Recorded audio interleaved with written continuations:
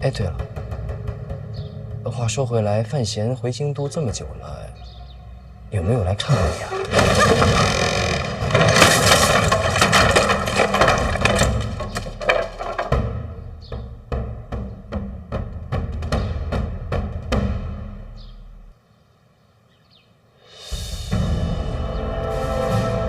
不好意思啊，手滑了。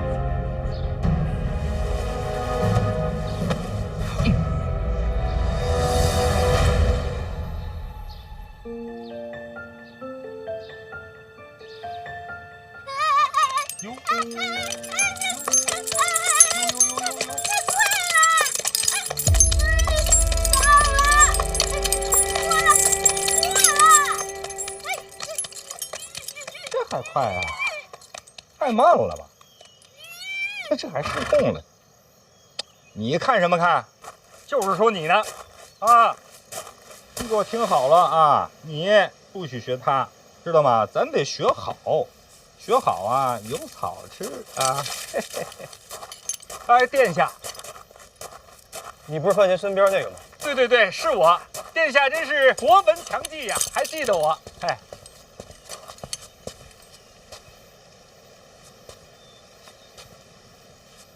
在城外，我的战马就是被你打死的。不是我，那是高达，站我旁边那个。你们两个一起的。殿下您别误会啊，我比较温和，这高达比较暴躁啊。你叫什么来着？在下邓子越。邓子越，之前是这名。正是啊。邓某行不更名，坐不改姓。人呢？进去了吗？谁呀？刚才那个北齐大公主啊，她路过，走了，去哪儿了？那边。你怎么没拦她呀？我哪敢拦公主啊？她是来见婉儿的。她刚才没来得及说。我去把她找来。哎。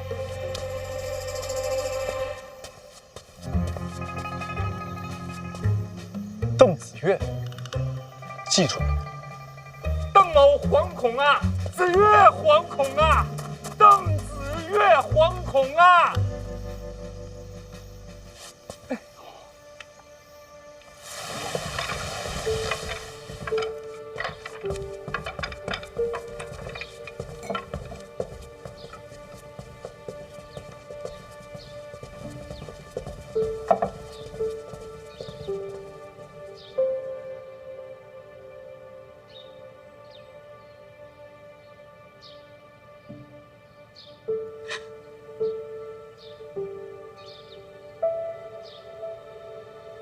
怎么瘦了这么多？在北齐受苦了？没有，我怎么可能让自己受苦呢？我在北齐可威风了。再说了，收点精神。那可别弄垮了身子。对不起啊，这段时间让你担心了。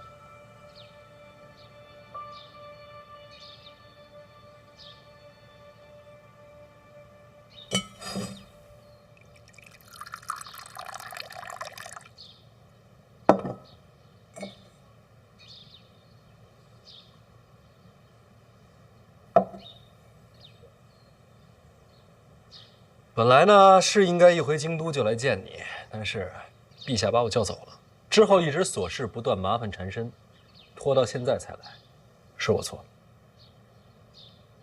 可你不该今日来，你不是病着呢吗？没事，装的。装的。那你爹呢？也一样，也是装的。家风使然。你可别逞强，保证不会。钱家装病，这算不算是欺君啊？我还得替你瞒着。殿下少说两句，不然我一会儿还手滑。气性真大。你问婉儿，我来这一趟可都是在替你说话。你要是觉着心烦，咱送客。这么无情啊？不用，有些事情不如当面说清楚。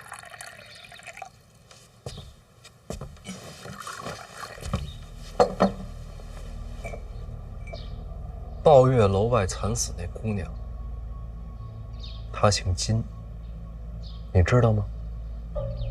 我该知道吗？怎么听起来你们很熟啊？阿爹也是死在抱月楼外，这么巧啊？怎么死的呀？怎么死的？逼良为娼，家破人亡。那你得赶紧劝劝范思哲，让他投案。2条人命，你就没什么想说的？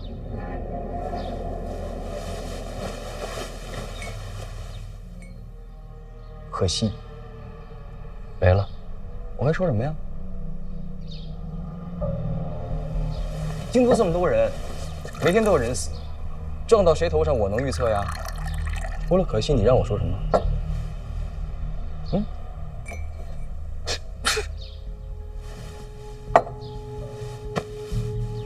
说实话，你能是这心态，我确实佩服。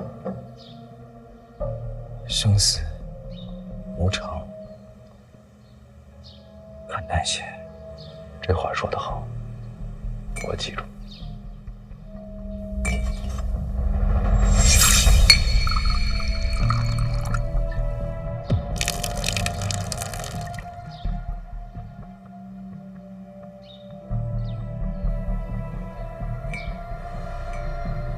敬所有无辜死去的百姓。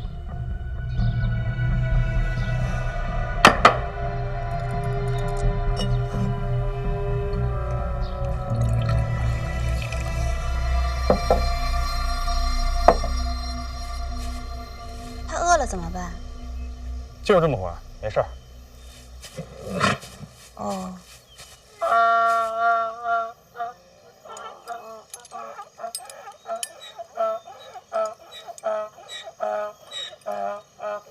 这有草，饿不着。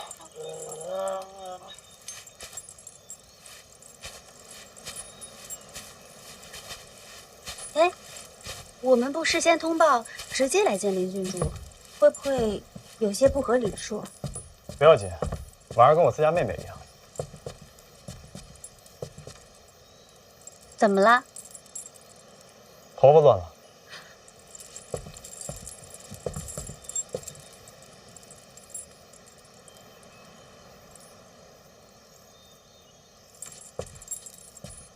好了吗？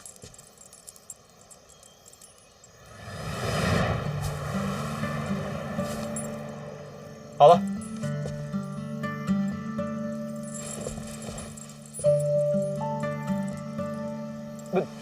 对不住，对不住，我在兵营里面帮着整理盔甲，整理惯了，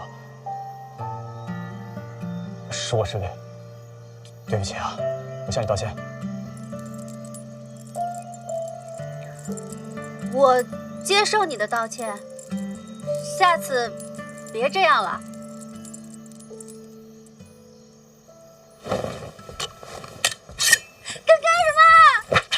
要不我歃血为誓。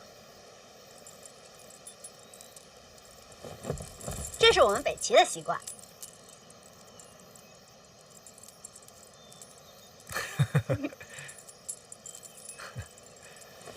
我这个人是不是太粗鲁了？边军这么些年，有些习惯啊，一下子改不了。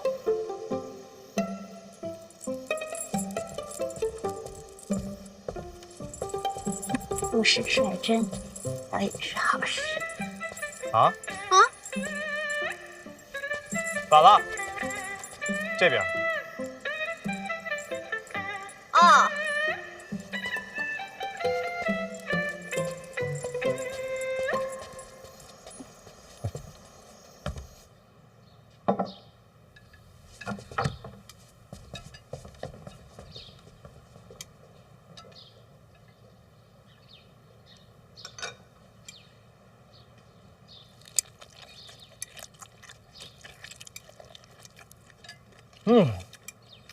小时候呀，就没事来这混饭，味道没怎么变。是吗？那大表哥多吃点儿。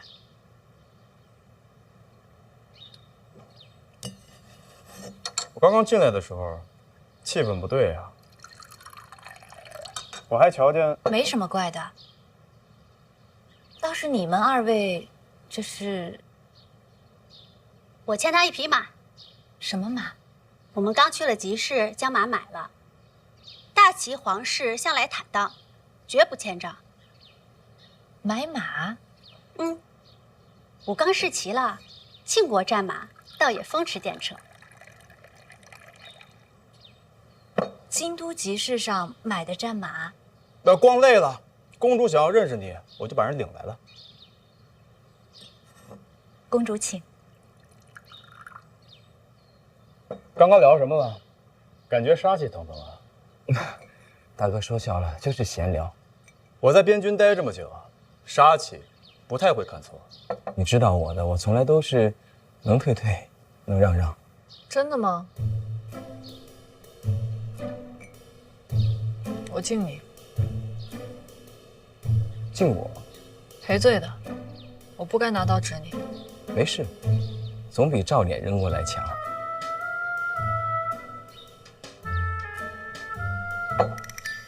你有心上人吗？什么？就是那种以身相许、青梅竹马。没有。我也没有。好事，未来成婚，你我多少些痛苦。怎么了？我刚刚一直在看你，在看我？想看仔细点儿，之前没有端详过。喝醉了？我是喝酒了，但我很清醒。殿下，我看了你好一会儿，你很有特色，但我还是没法喜欢你。所以呢？你对我呢？差不多。那咱们应该共同努力，把这婚约给退了。怎么退？你刚刚不是说能退就退吗？不是一码事儿，这是陛下赐婚。那咱俩之间毫无感情啊，重要吗？这不重要吗？婚约定的是下半生，信命吗？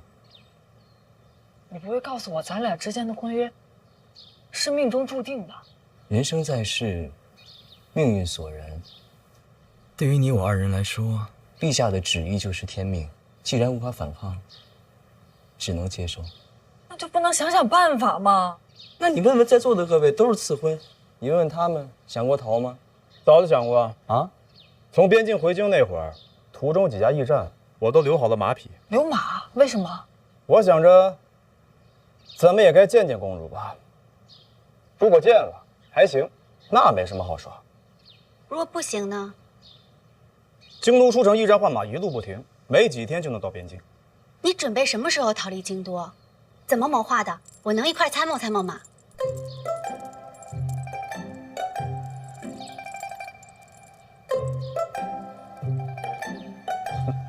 你帮我参谋逃婚？我从小到大就想逃出皇城，只不过都是做梦罢了。没想到遇上一个真的，这方面我有很多构想，也许我可以帮你。暂时不用。为什么？现在看来不需要他。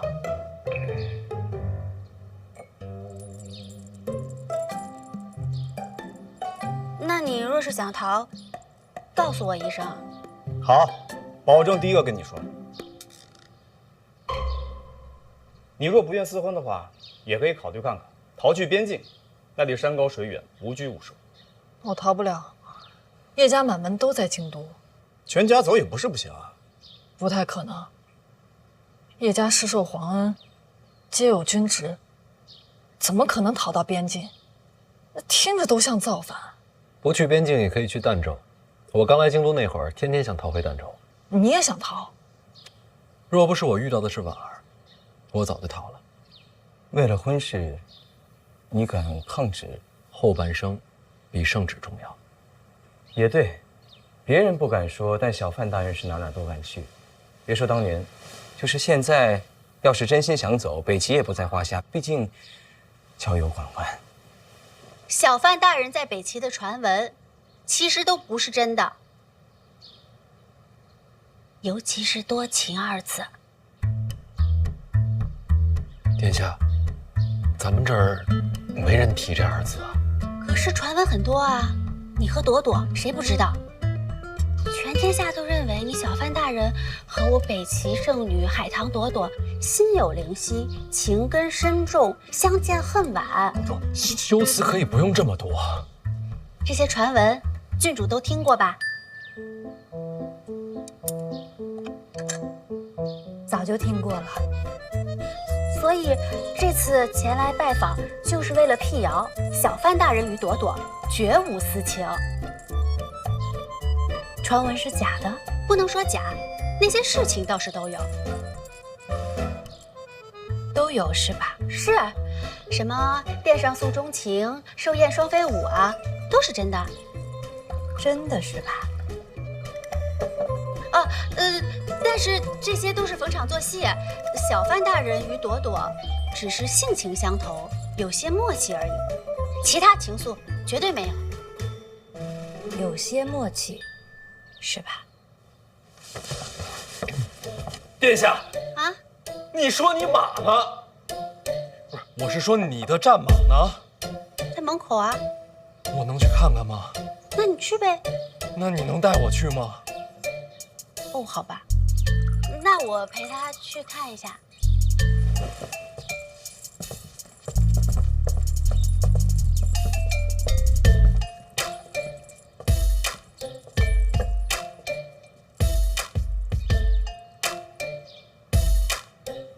殿下，您就跟我交句实话，您到底是干嘛来的？母后与我交代过，小范大人未来掌管内库，与我北齐有生意往来，所以于公于私，我都要保护你。保护我？对呀，我特地来见郡主，就是为了帮你澄清误会。澄清？那我真得多谢您啊！应该的。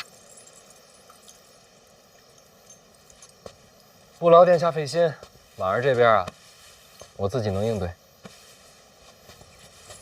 你自己可以吗？本来可以的。那就好。那就说回正事吧。还有正事啊？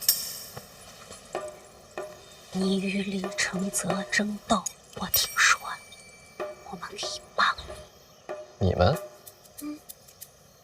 你要斗倒皇子，起因就是他暗中与沈仲走私。证据不足，只能转为承担。证据可以有，我可以飞鸽传书回北齐，他们暗中勾结的证据，你要多少，我给你多少，保证让他百口莫辩。已经飞鸽了，还未，看你选择时机。殿下，您这个时候让北齐那边送来证据，百口莫辩的不是李承泽，是我。为何这么说啊？顺序错了。若是北齐先送来证据，我再参他，这叫做顺理成章。现在所有人都知道我和他撕破了脸，北齐再这么配合，直接把证据送过来，别人怎么看啊？通敌的是他还是我呀？这个顾虑倒是真的，可是若不牵扯通敌，怎样才能斗倒一个皇子啊？不劳殿下费心，方法我自己想。有什么需要北齐支援，尽管开口。多谢多谢多谢。来都来了，你的马呢？牵过来看看。牵什么马呀？你这不喂着呢吗？就它啊？这也不是马呀？怎么不是？集市上买的就这一匹，我刚刚还骑了风驰电掣的。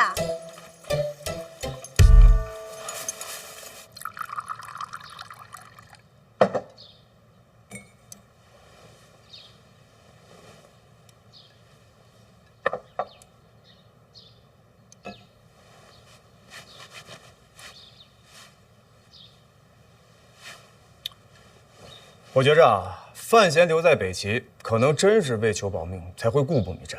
婉儿，你放心，如果他真跟那个什么圣女有关系，我替你揍他。多谢大表哥。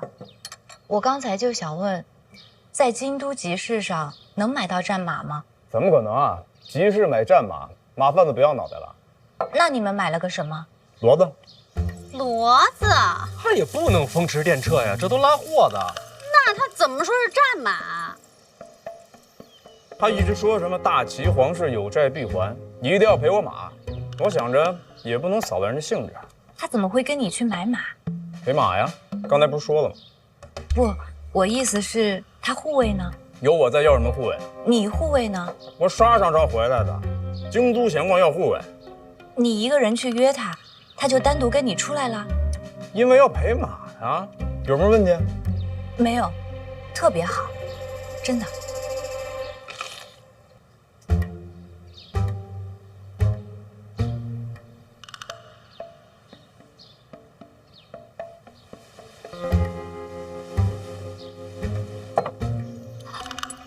看来是他被马贩子给骗了。谁被谁给骗了？他毕竟是皇子，想必跟我一样，生来便被重重保护。就算去了边军，估计也不会让他真的涉险，所以跟我一样，骡马分不清。这也能找到解释？皇室子弟总有无奈，你别告诉他，不然他多尴尬。如果范闲没说穿，你们啊也别拆穿真相，没必要让他难堪。唉，怎么了？真是羡慕。抱歉，没法比。大哥在边军多年，行诗飒爽，我学不来。不过是粗鲁罢了。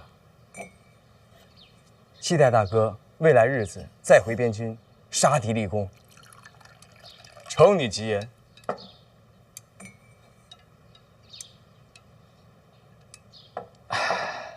不过呀，这未来要是大庆与北齐战事再起，不光要依靠大哥武力，也要仰仗我们小范大人了。不说圣女，就连大公主对小范大人都是另眼所看，可见啊，此次出行收获匪浅。二表哥今日能来看我，我很高兴。我也知道，二表哥今日并非真是为了看我。你想多了。我知道，近日朝堂起风波，我也知道，范闲与二表哥互有争锋。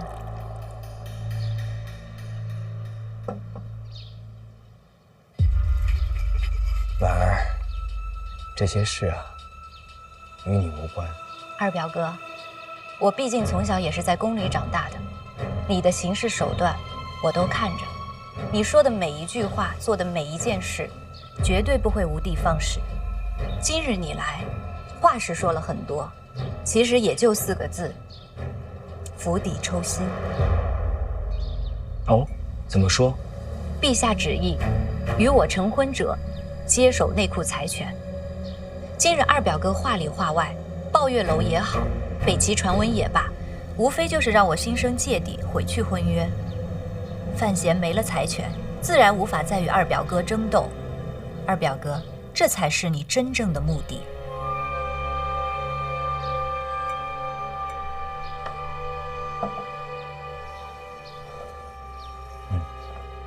在你心中啊，我就只有心机手段，没有一丝真情实意。当然有，只是藏太深，没人看得见。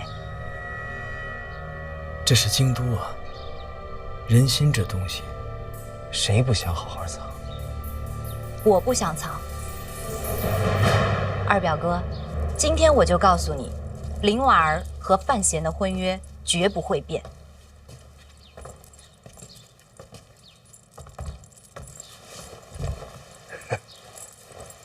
哎，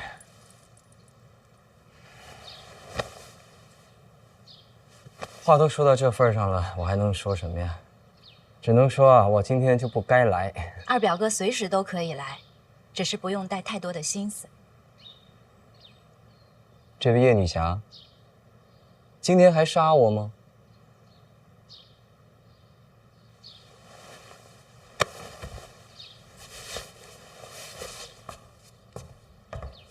那我就先走一步了。你怎么不问问我呢？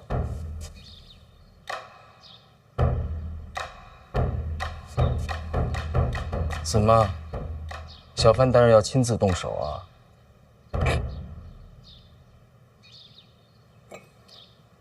麻烦举个杯。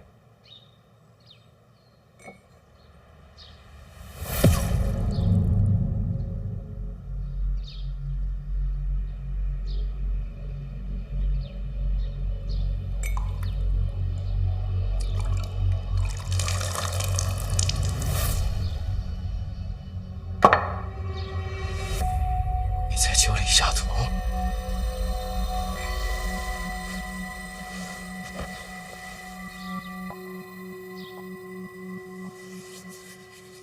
京都那么多人，每天都有人死，除了可惜，我还应该说什么？你还想让我说什么？不信，你敢当着这么多人杀我啊？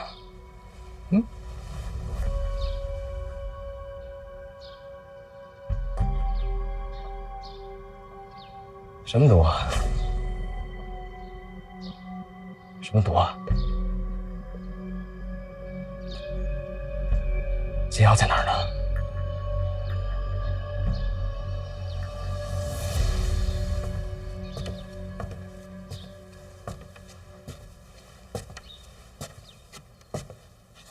生死无常，咱们呀，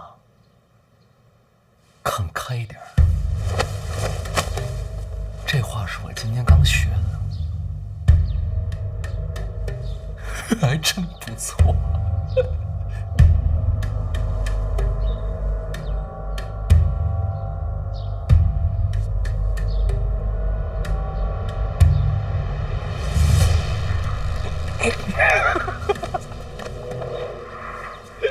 殿下，跟你开个玩笑，怎么当真了？来，拿着。这又是什么呀？我说这是解药，你敢信吗？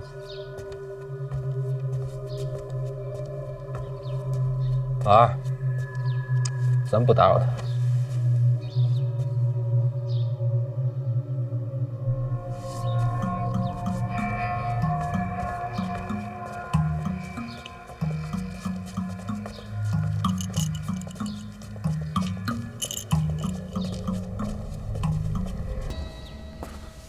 老二，我来吧。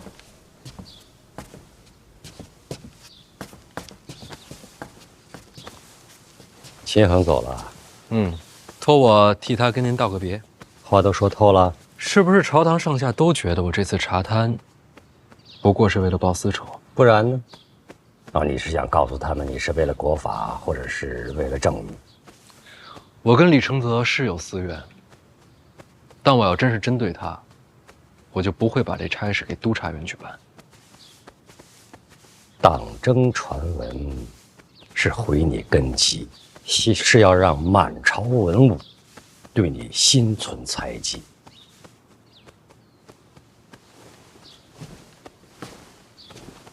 所以我怎么解释都没用了。说什么都不重要，看你怎么做。那我到底要做什么，才能让他们相信我是真心查探，不是针对李承泽？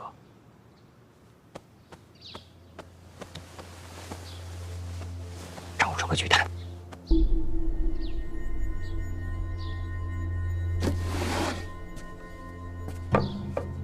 陈院长送的见面礼，各种珠宝，价值不菲。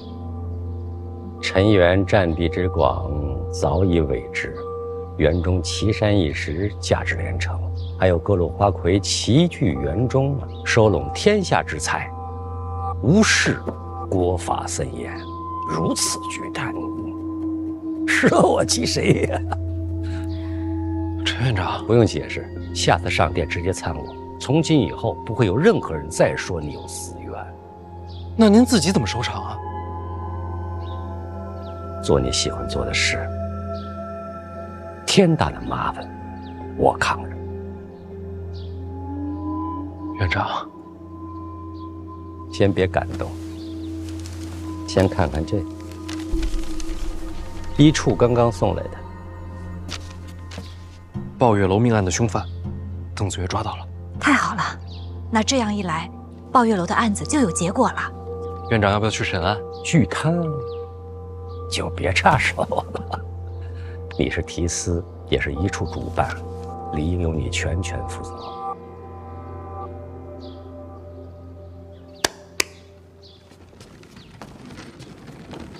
毕竟你身有重病，该做还是要做的。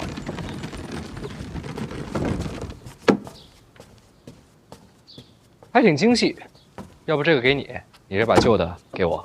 我这把不外接，怎么里边藏了宝贝？有可能吧？切，你先试试。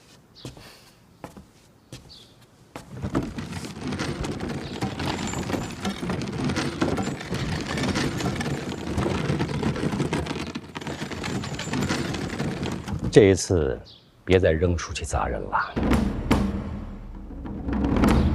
看什么呀？你跟他这关系，他那里，我必须要放人守着。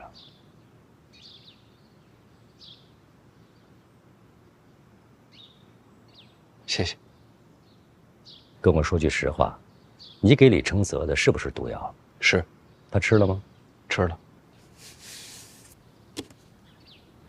不过解药碰杯的时候，我抖在他杯里了。想吓吓他？不是，真的想过毒杀他，但是不行。为什么？叶灵儿说的有道理。灵儿说什么了？你不敢动手，我可以帮你。那也不能杀人呐！你们有多大仇，非要毒死他才能解恨？李承泽这个人，总是视人命如草芥，因为他自诩高贵，高高在上，所以我用毒杀他，只能杀了他这个人，却不能打败他这种人。我就是要在朝堂之上，依仗国法，堂堂正正击溃李承泽，才能告诉天下人，这世上不只有高低贵贱，依然有人尊法如仗剑。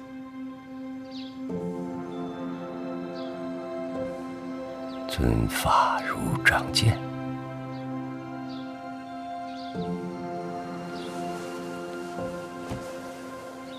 石碑上的话，是我娘的话。我希望庆国之法，为生民而立，不因高贵而容忍，不因贫穷而剥夺，无不白之冤，无强加之罪，尊法如仗剑，破亡养迷虫。我不是我娘，没那么大本事，实现不了她所有的理想。但是就一句，哪怕就这一句，我也希望它能在这世上成真。我知道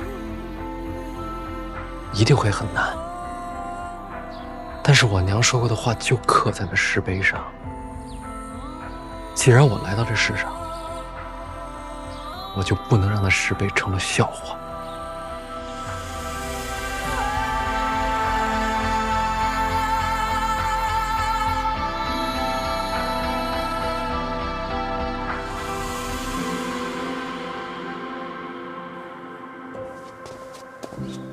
老豆，老豆，李月，李月，你怎么在这儿待着呢？大人，属下本事不利。那也不用跪啊。不，大人是腿麻了。那是怎么了？凶犯死了？没有，跑了？也没有，3名凶徒，一个没了。那怎么就办事不利了？属下着急了，您没回来之前，我带人先把他们都给审了。没审出来？是没审好。不肯招？招？倒是招了。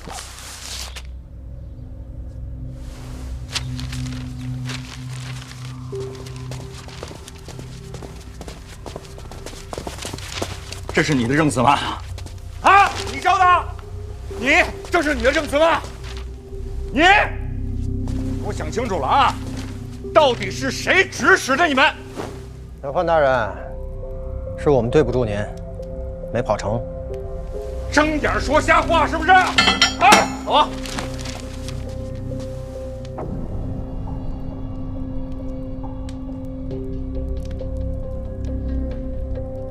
所以幕后真凶是我。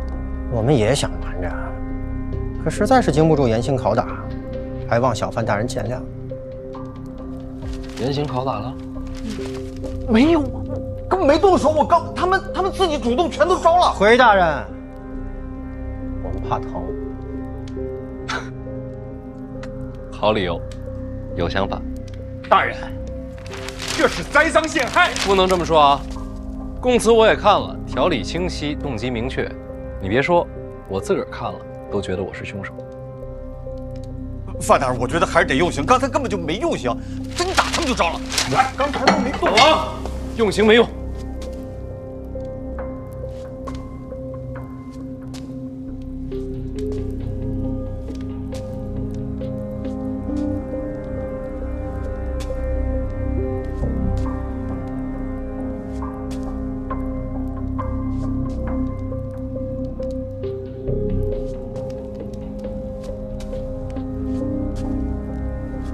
3个等着被我抓呢。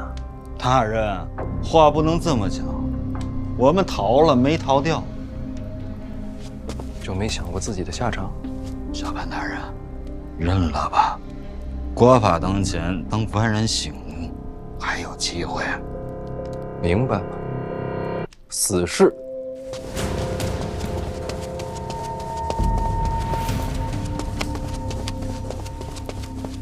提司大人何在？提司大人何在？提司大人，提司大人，京都府来人要提凶犯，不能放！我现在就把真相问出来，我现在人给出去。大人，京都杀人本来就应该京都复审，我们一处没理由留人。可是这样的口供如果被京都府坐实了，您就百口莫辩了。要不然这样，就说抓他们的时候他们负隅顽抗，然后生处不是我现实就灭口。人死在一处，同样百口莫辩。那也好过被栽赃陷害吧？对呀，大人。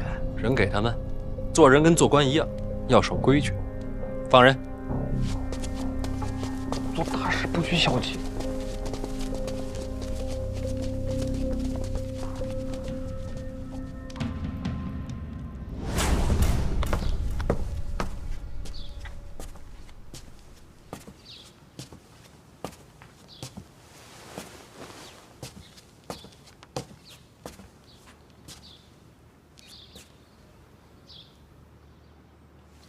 看来你没事了，那我得走了。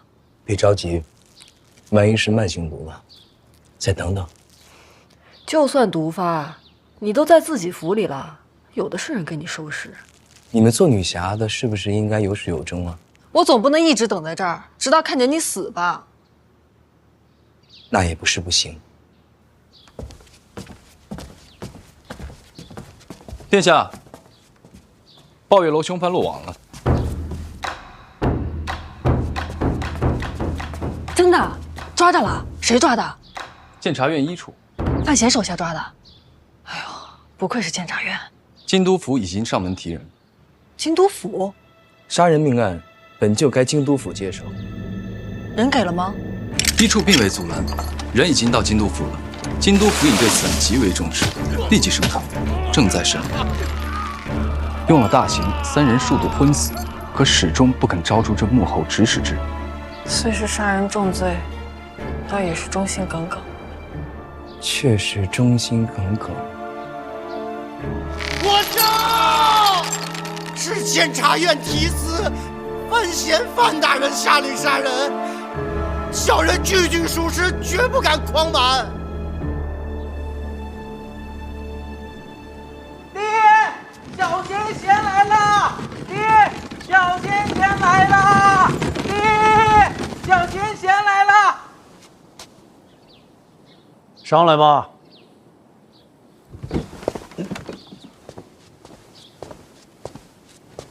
师伯，重兵。不瞒师伯，装的。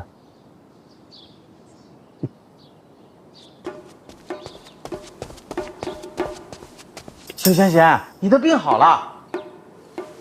别告诉别人啊！谁问我，我都说你的病还没好。大宝令，大宝，哎，爹，自己去玩去吧。爹，那你一会儿千万不要忘了把大宝一定要带到书房里面去，千万不要让别的大家伙欺负他呀。好。小贤贤，我等你。大宝，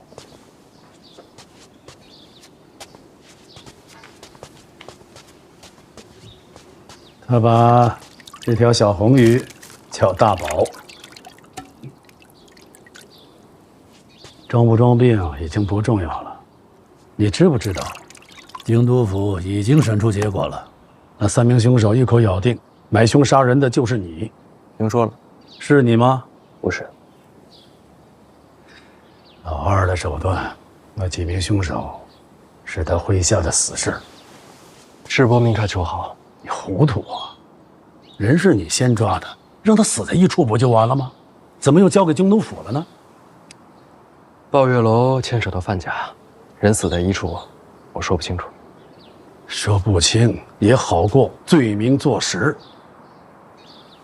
幸好你之前做的不错，把老二和抱月楼扯上了嫌疑。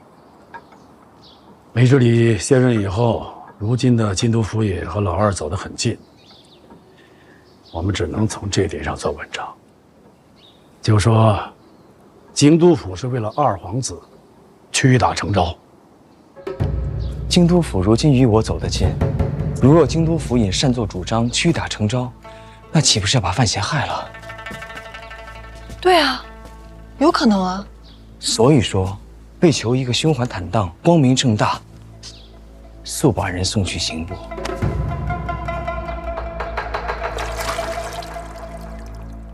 把人移送到刑部，什么时候的事儿？就来世伯这儿之前刚收到的消息。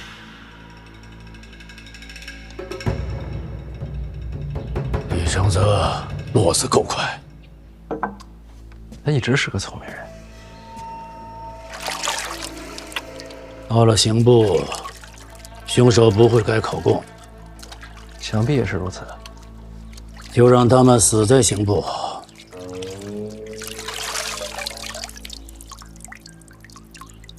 还是不行，人可以死，供词可以改，但是痕迹过重，瞒不过天下人，瞒不过陛下。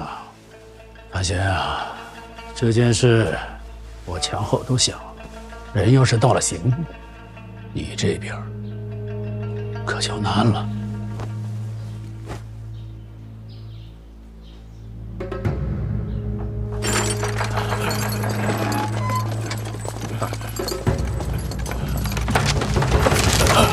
安走，不对。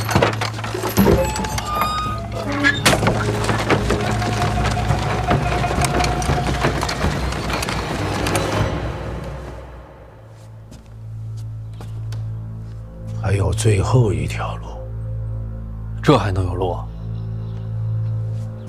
抱月楼说起来，终究是范思哲的产业，他杀人更合理。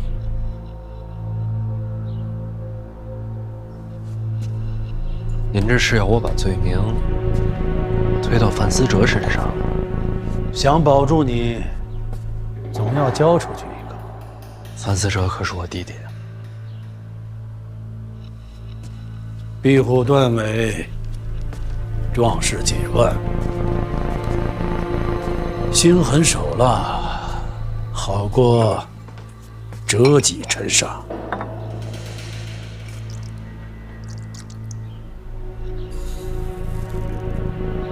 师伯，那您有没有想过，若是今日我能交出范思哲，未来就也可以牺牲大宝。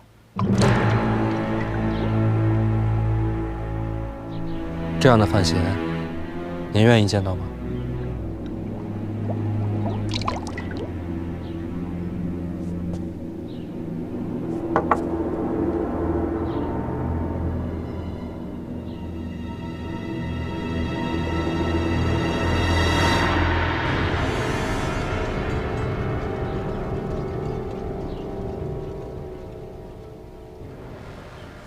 那就无路可走了。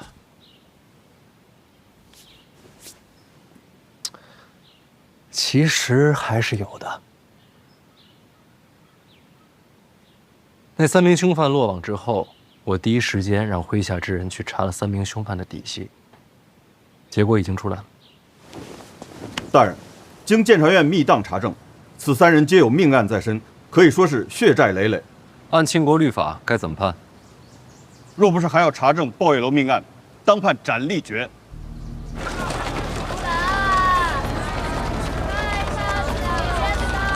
那囚笼里压的是谁啊？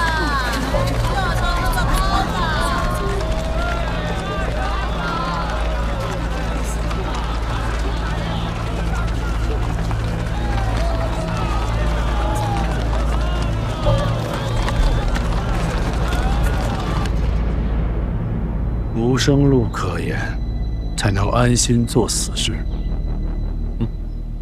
所以这3个人呢，早就应该死了。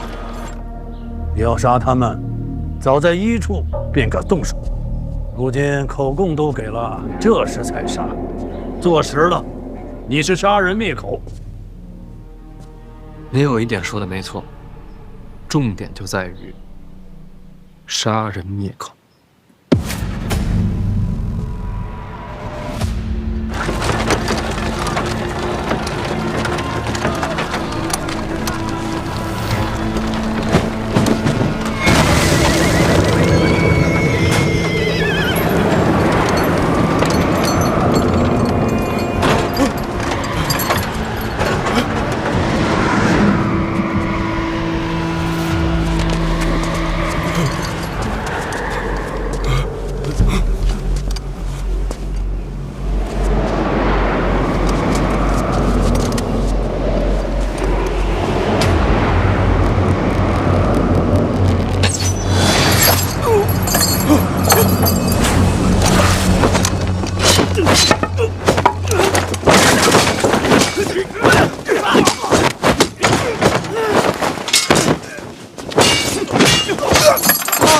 杀人了！放我出去！放我出去！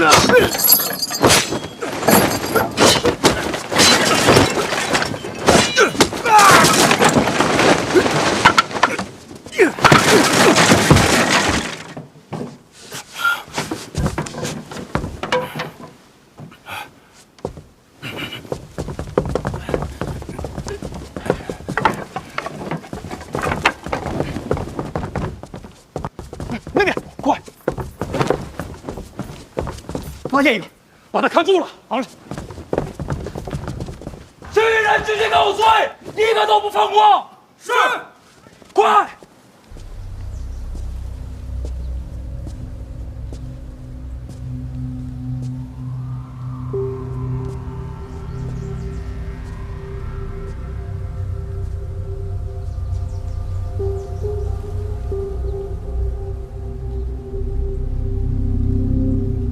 怎么了？殿下，京都府大门外有刺客出手，将3名凶犯当场击杀。这么刺激，都死了吗？都死了。谁杀的他们？那要看是他们把谁供出来了。范闲？不会吧？我刚还说他是被冤枉的。难道真是范闲？刺客抓了吗？逃了大半。那就是说有人被抓，抓了1个。这么不小心啊！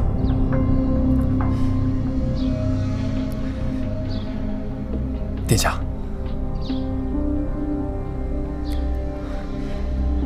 什么表情？被抓的刺客已被确认身份，是范无咎。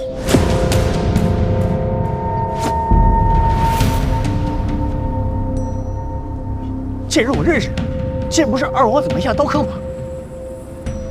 二皇子，这么看来，杀人灭口的不是范闲。范无咎是我门客，可他此刻没在京都，这事儿跟我没关。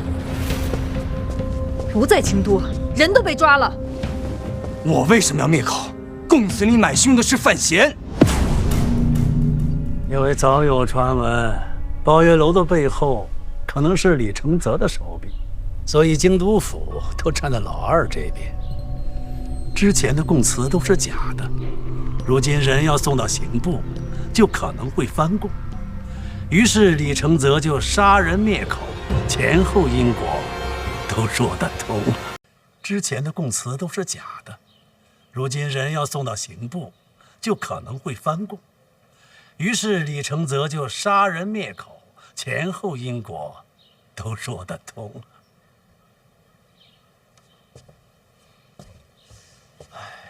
没错，好在是真相大白，水落石出啊。范无咎是杀向自家主人的妙招，我只是不明白了，他怎么会在现场？我也不明白，我向天发誓，范无咎早就离开京都，另有派遣。再者说，你也知道，是我主动让刑部带走凶犯的。如果我是真凶，这岂不是画蛇添足吗？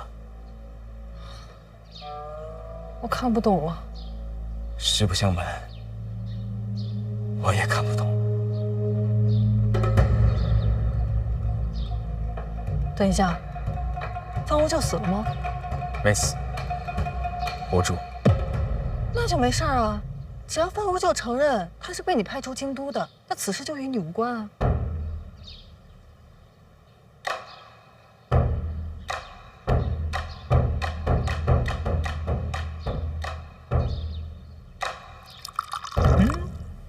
他不能说呀。老二派他对范思哲下手，这种事情怎么能够公之于众呢？更何况，与范思哲同行的还有监察院的成员。对监察院出手，等同于叛国谋逆。我要是范无咎啊，我也只能闭口不谈了。毕竟对他来说，杀个凶犯总好过谋逆吧。范思哲是你送走的？是。在送他离开的时候，就在为今天做准备？那不至于，我也不能未卜先知吧。我当时就是想着，范思哲既然被卷入了抱月楼一事，老二就不会让他轻松离开。对于他的安危，我多算了一步。以范无咎的刀法，一般九品都未必能留住。确实如此。谁能擒他？那自然不是一般的九品了。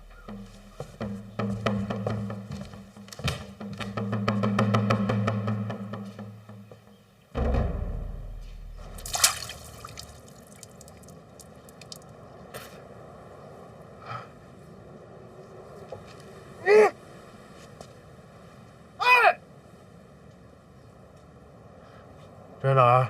京都府前，杀人灭口事情都做了，装傻有意思吗？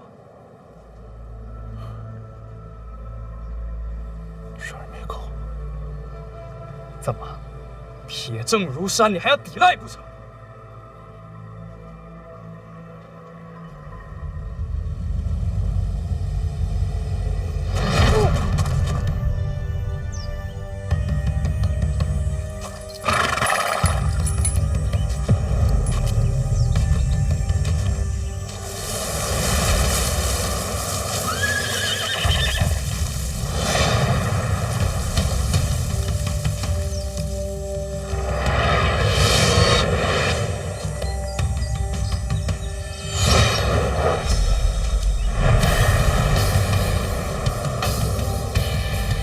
没想到，北齐圣女要保护一个庆国人。庆国人杀庆国人，齐国人凑个热闹。凑热闹是吧？凑热闹，能与北齐圣女一战，也不枉费我一生祈祷。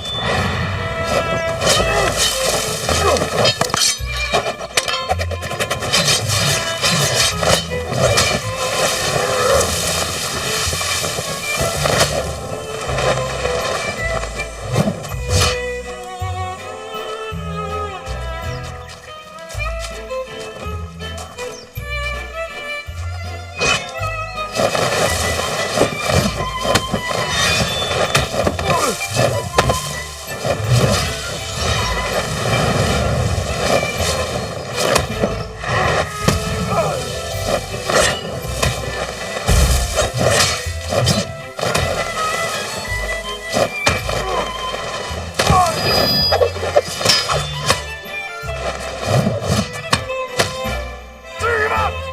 士可杀不可辱！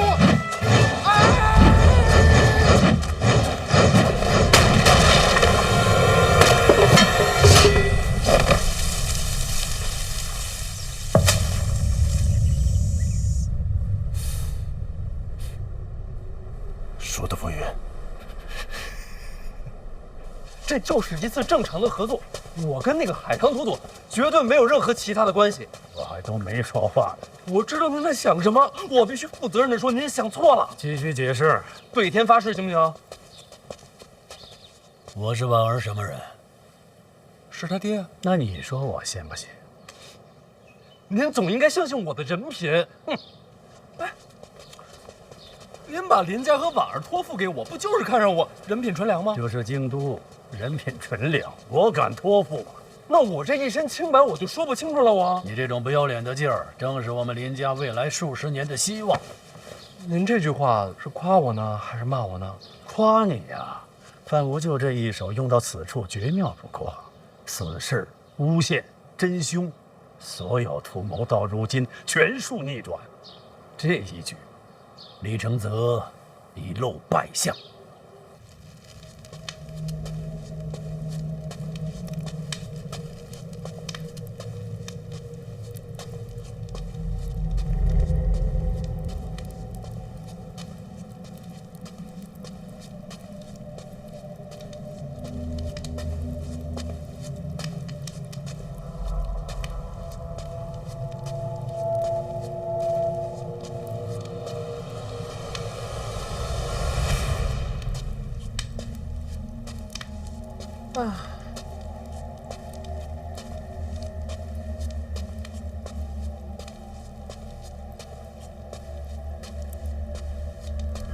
来了。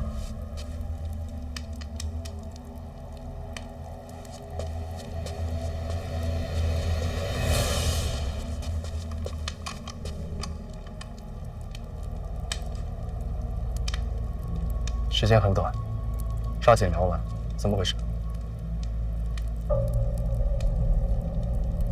北西境内，东犯死者下手，海棠朵朵出手相救，我败了。他们把我押回京都，关押几日，今日把我打晕，醒过来就已经在京都府了。海棠朵朵押你回京都？那倒不是，是监察院的人把我押回来的。监察院？你知不知道现在什么状况？不清楚，但是你放心，我嘴严，什么都不会说的。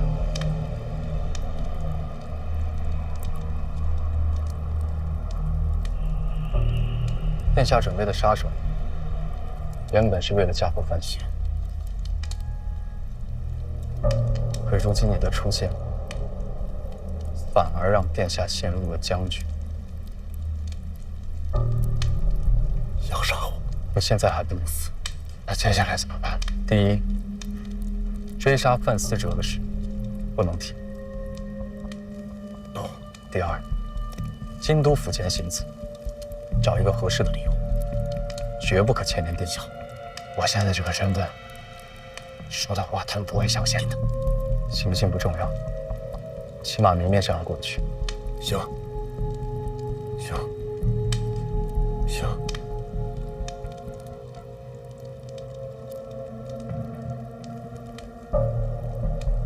时间不多了，你还有什么想说的，我转达给殿下。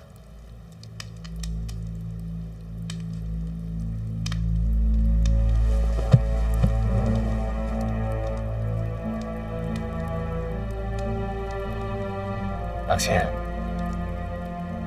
我是不是没有机会参加传媒了？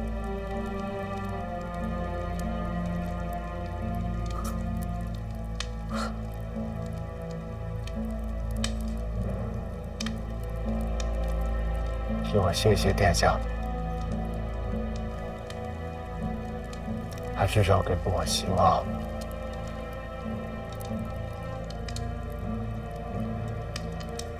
跟他说谢谢。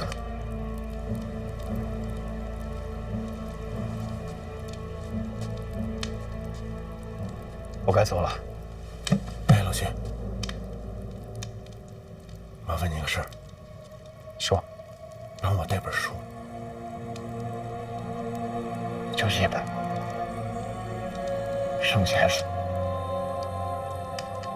哪本都行。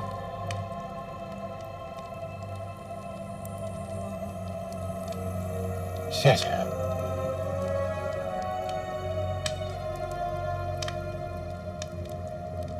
谢谢。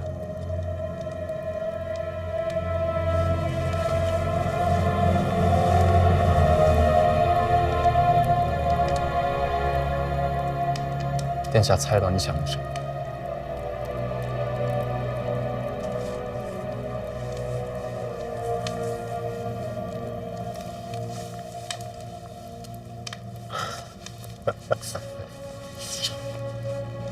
最懂我的还是他。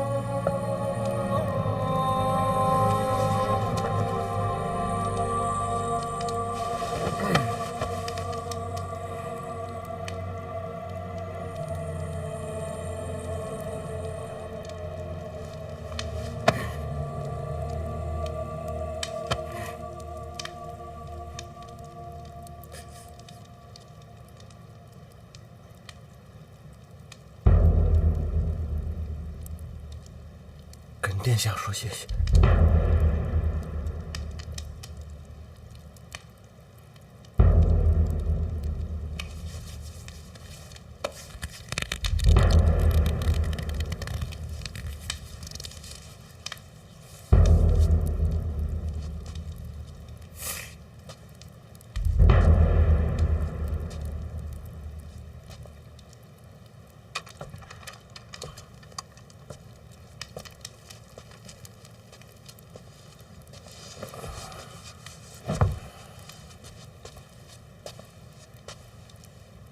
他们对你怎样？要肉吃吗？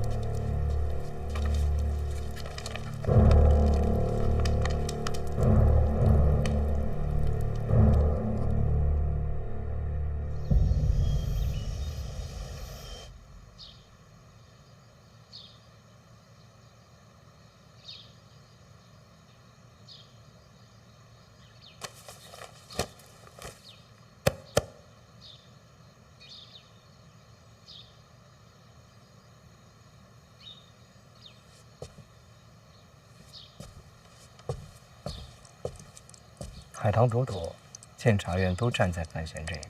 这个海棠朵朵跟范闲是不是有私情呢？我觉得不是。那为什么要帮他？因为范闲是内库未来的主人。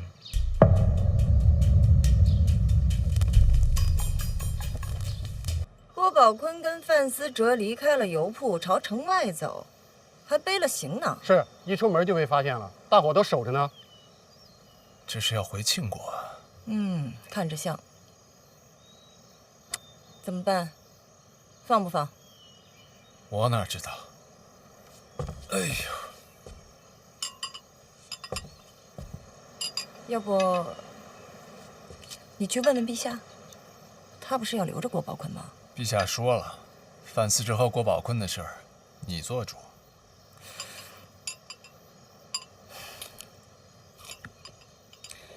有人顶郭宝坤的位置吗？没有，走得很突然。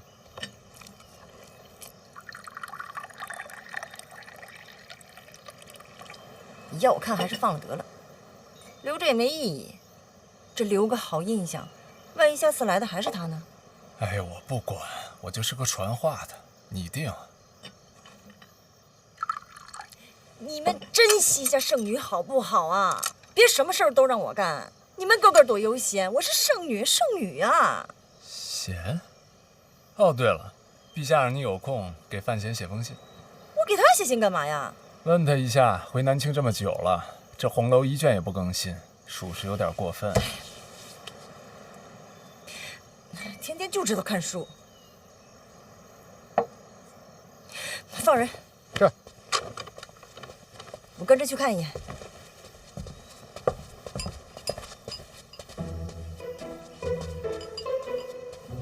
他自己怎么不写？为什么让我写？范闲啊，范闲怎么了？你不是跟他说得着吗？我跟他说得着个腿儿啊！哎，小师妹，你已然是圣女了，言辞注意优雅点儿。我跟他没关系。我跟他有关系。你们，我烦死了！小师妹，记得写信，信里催更。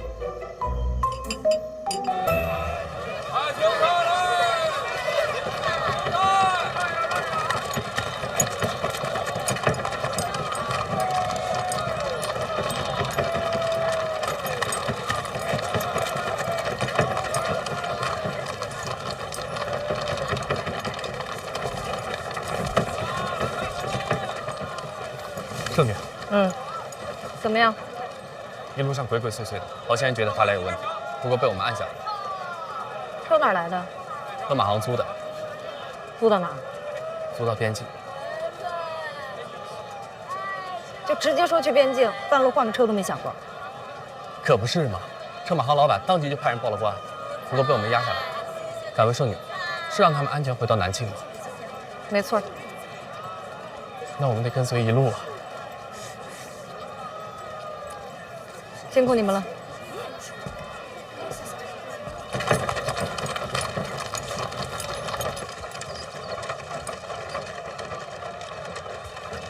一切正常。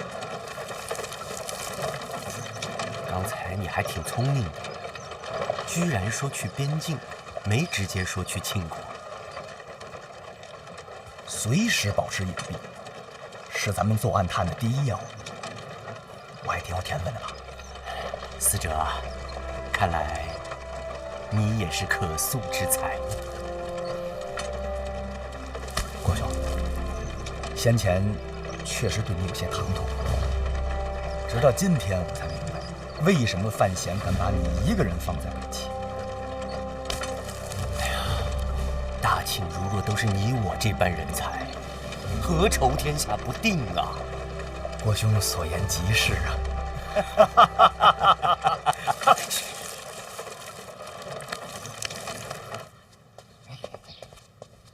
大人，两个消息啊，一个呢是这范无咎在刑部都已经招供了。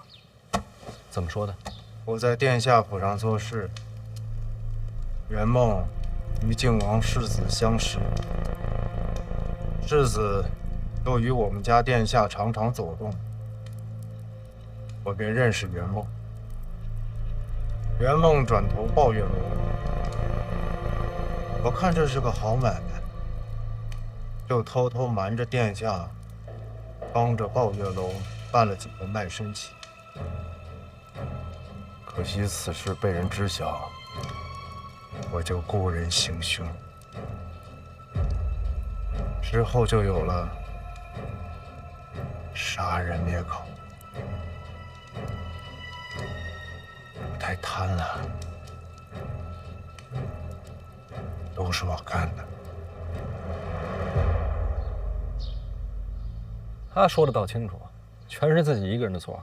他说呀，这个买凶是故意冒着您的名义，想要栽赃给您，这不合理啊！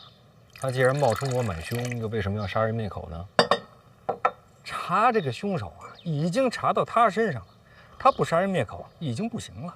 他这么一说呀，倒是撇清楚了您的嫌疑。我原来还担心呢，担心他往您身上泼脏水，说跟您同盟呢。二皇子现在跟我这局面，他会下刀客跟我同谋，说出去都没人信。他现在啊，已经顾不上我了，只能尽量撇清跟二皇子的关系。那他们能撇清吗？怎么可能呢？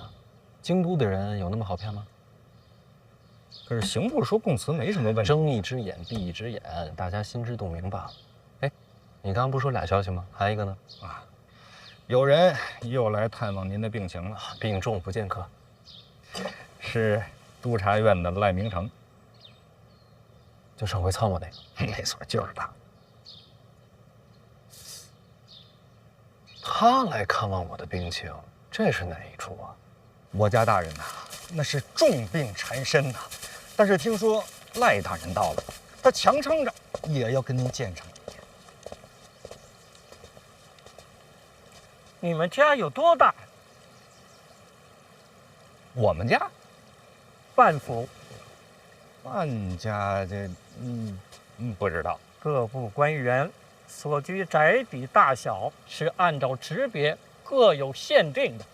啊，如果范府逾制，我一定要裁上一本的。那要不您给量量？今天没有准备，有尺子吗？您等会儿，我给您借一把去。啊，不用了。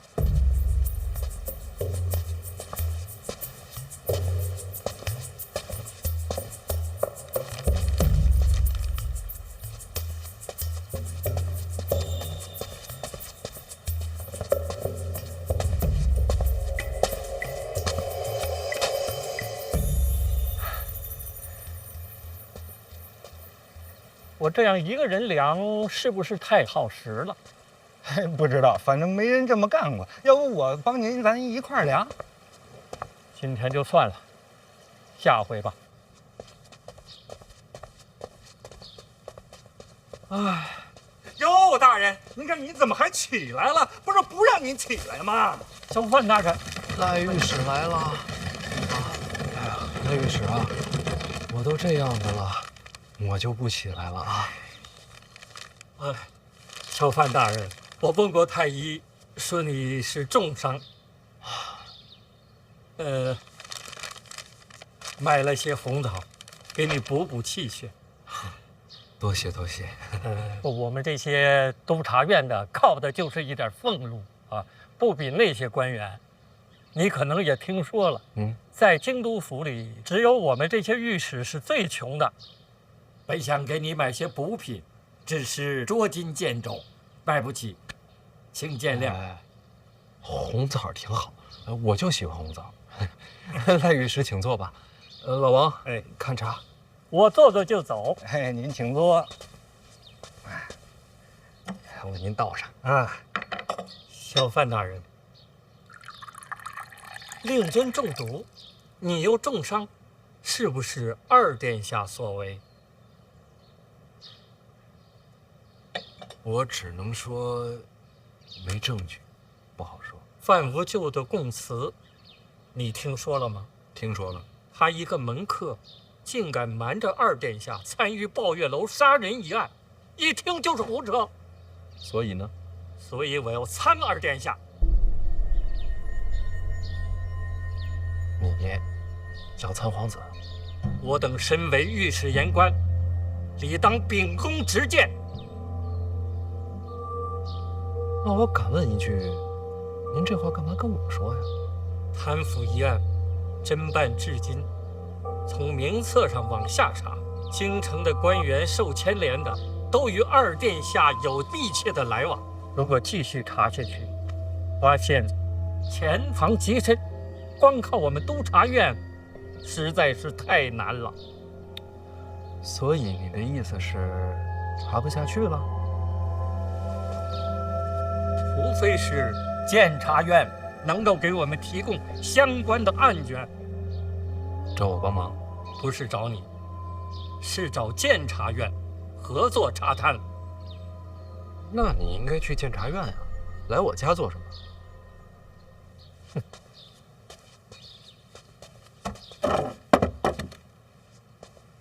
监察院内其他人我不熟，只有你，我刚刚参过你。也算是有来往吧。这算是哪门子来往啊？这查贪是为国事，有问题吗？那我要是帮了你，你还参我吗？当然要参了。你这是既要参我，还要我帮你，此事绝非个人恩怨，不能混为一谈。国法森严，怎么能私人交易？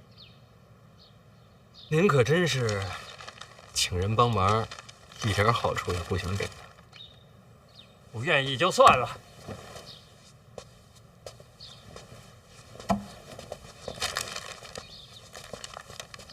可以。怎么？可以合作。老王，带赖御史去趟监察院，一处有哪些案卷相关的，他想看都可以看。好嘞。小范大人，你跟我想象的有点不太一样。赖御史，虽然你过去参过我，将来可能还要参我，但我总觉得有朝一日，我们或许可以做朋友。那不能，行公事者怎能有私意？有道理。不过，小范大人，你我在查府反贪上面也许会有合作。为了国事，我想再多问一句，你的病什么时候能好？怎么了？你病好之后，抱月楼一案，我要参你啊。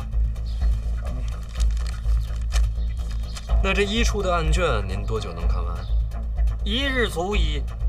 2日，2日之后上场。2日病就好了。吃了您的枣，可不能耽误你参悟。那好，2日后，朝堂上见。哎呀，这位真够可以的，哎，我送送去啊。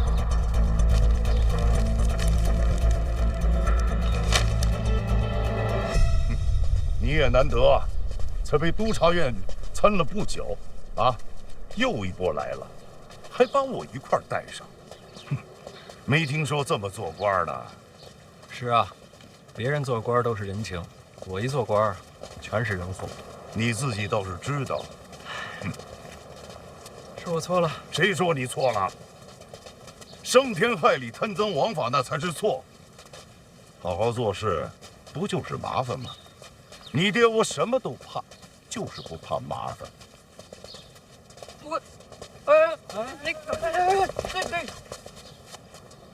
您没事吧？我倒无妨啊，只要2位康复就好。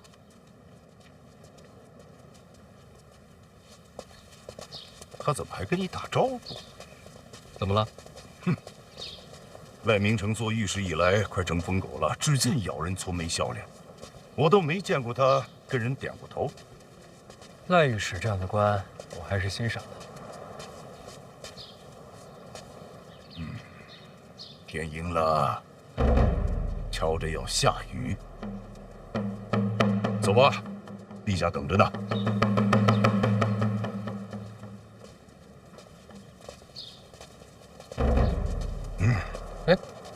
这也不是上殿的路啊。今天在御书房。为何不应该在殿上吗？陛下说了，督察院主要是参的你，你什么官职？哪有资格总是上殿，占用百官的时间？哎呀，行吧，是我不配。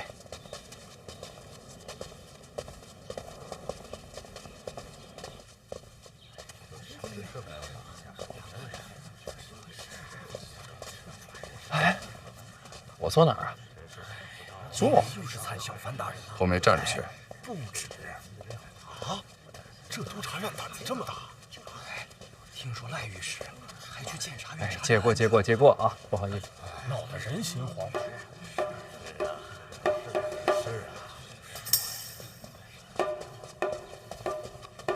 现在开口。范大人怎么在这儿猫着呢？啊，我看看这儿有什么书。这地方好啊，谁也瞧不见呢。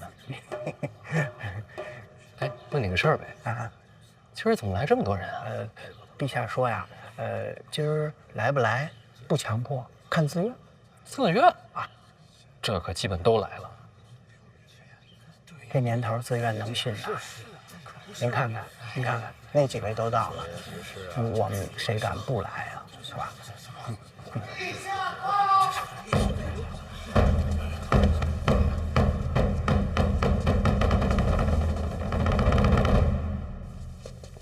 啊，这里不同大殿，不必这么拘礼。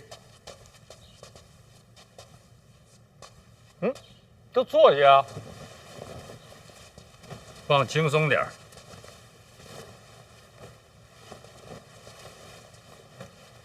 范闲，臣在。雷明成，臣在。你还参他吗？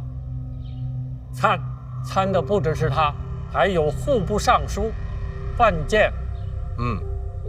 陛下，赖御史参我之前，我能先参一个吗？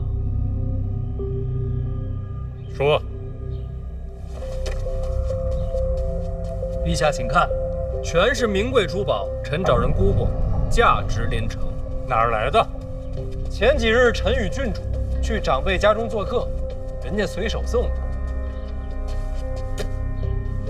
随手一送，就是价值连城。那位长辈家中远不止于此，依山林渐远，搜集天下奇珍异石，更有花魁无数，奢靡之风让人叹为观止。这个那位是哪位？正是监察院院长陈萍萍。